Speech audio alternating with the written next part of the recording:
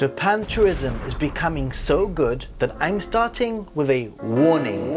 It might feel a little early for this update, but I really think it's important you are prepared and get ahead of what's coming. Plus, I'll also be going into even further changes for travelers. But before we get into the video, if you'd like to support the work I'm doing on this channel, I have a Patreon. The link is in the description, and consider subscribing to help the channel grow. In my previous update, we looked at the amazing new stuff coming to Japan in 2024, but that's only scratching the surface of a big problem that's brewing. Japan is set to have what could possibly be one of the busiest Sakura seasons ever. So if you've booked to go or simply been planning on or thinking about purchasing some flights and hotels, then it really does concern you. Could this be an indicator of a troubling future for tourism in Japan?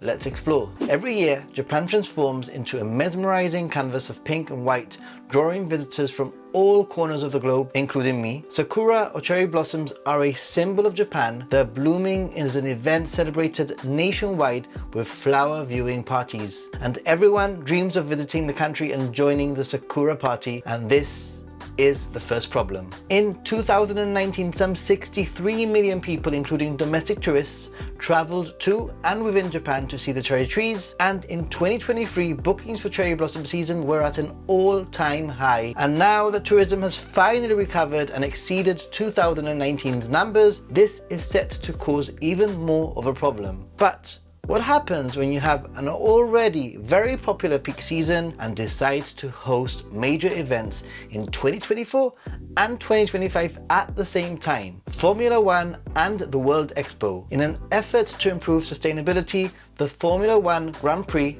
in Suzuka will transition from its traditional autumn slot to a spring date on April the 7th, with a season to go between Australia and China as part of what's loosely been called an Asian leg to make F1's freight more efficient. In 2023, Formula One confirmed a weekend attendance of 222,000 along with a race day attendance of 101,000. It was the best attending Suzuka race weekend since 2006, and something tells me that this edition just around Sakura season will be the most attended yet. Who wouldn't want to combine two dream trips into one, Sakura in Japan and Formula One? And looking even further into the future, for what will surely be an even busier 2025 Sakura season, Japan will also be hosting the 2025 Expo in Osaka. The World Expo 2025 is set to take place from April the 13th to October the 13th, 2025 in Osaka, and although this is a 6-month-long event, it's notable to know that there will be people who will be enticed by the opportunity to potentially travel to Japan for Sakura, Formula One and the World Expo all in one trip. What are your thoughts?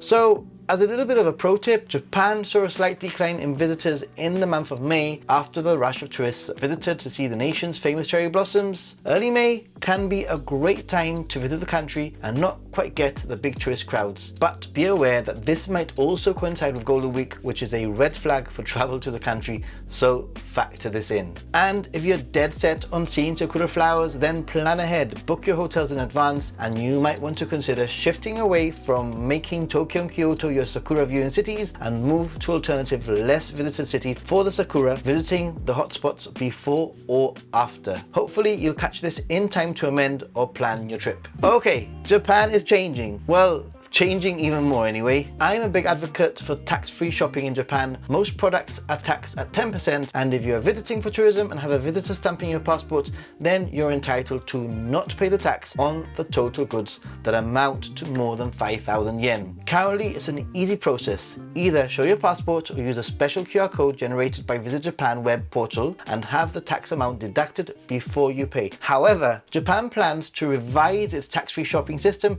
due to misuse, with the government aiming to require shoppers to pay taxes on purchases up front and apply for a refund later at the airport when leaving the country and presenting the items. This new system is set for discussion and it's not quite known when it will be implemented. In my opinion, this is a step backwards. Instead of punishing tourists with potentially long queues and the added stress of presenting every item that has been purchased tax-free, perhaps they should be prosecuting those who misuse the system instead. What are your thoughts? I'd really love to know. Accommodation options could be improving in the near future if Airbnb has its way anyway. We might have even more accommodation options in the near future as Airbnb wants a slice of Japan's 8.49 million vacant homes known as IKEA. They're encouraging owners to transform these homes into tourist lodgings, especially traditional wooden houses, to attract visitors interested in Japan's culture. Airbnb's initiative could turn these old empty properties into income-generating assets, especially with a clear boom of tourism. Airbnb is hoping to partner with businesses and local governments to encourage homeowners to invest in the renovations, and is especially interested in kominika, or wooden traditional houses, which it thinks will attract foreign tourists interested in Japan's history and culture. Haneda Airport, which is one of Tokyo's two main international airports and saw a significant increase in international flights, surpassing pre-pandemic levels by 17.5% this October, and Haneda Airport is poised to accommodate an even larger share of international tourists,